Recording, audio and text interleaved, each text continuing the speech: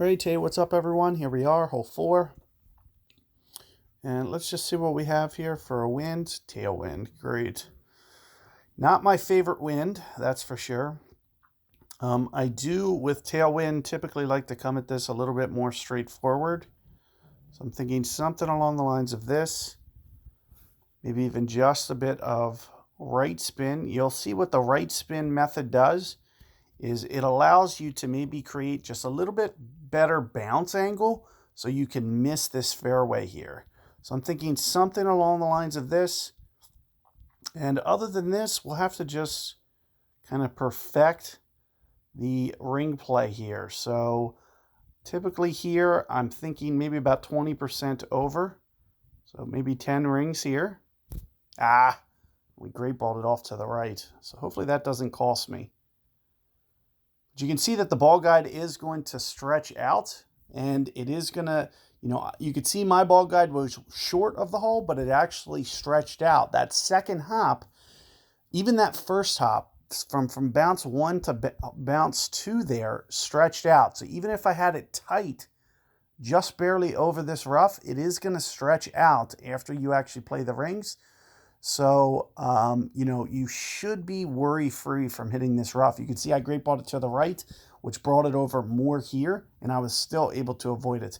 This is a good shot, but you can see that it's going to require something a little bit more wind 5, and that might not be enough rings. I'm a little worried about that. Let's see. Close. It is close to 1 per. Let's see if this just clips it. Yep, just at the top there. So you can see, with that shot, you're going to have to land very aggressively, and you might not be able to, you're almost going to need some curl because it's almost always going to miss right with that wind. Unless you really land it way left, which starts to bring the bunker into play and even hitting that fairway. So you do got to get very aggressive if you're not going to hit just a baby curl shot there. There's going to be a lot of guys who miss that to the right. It's very tough to miss that to the left with that wind. It's wind specifically that it's going to be very tough because, the same thing applies for that guy as it does for me. Even when you have the ball guide, so let's just say you do put all the side spin on and you have the ball guide pointed towards the hole.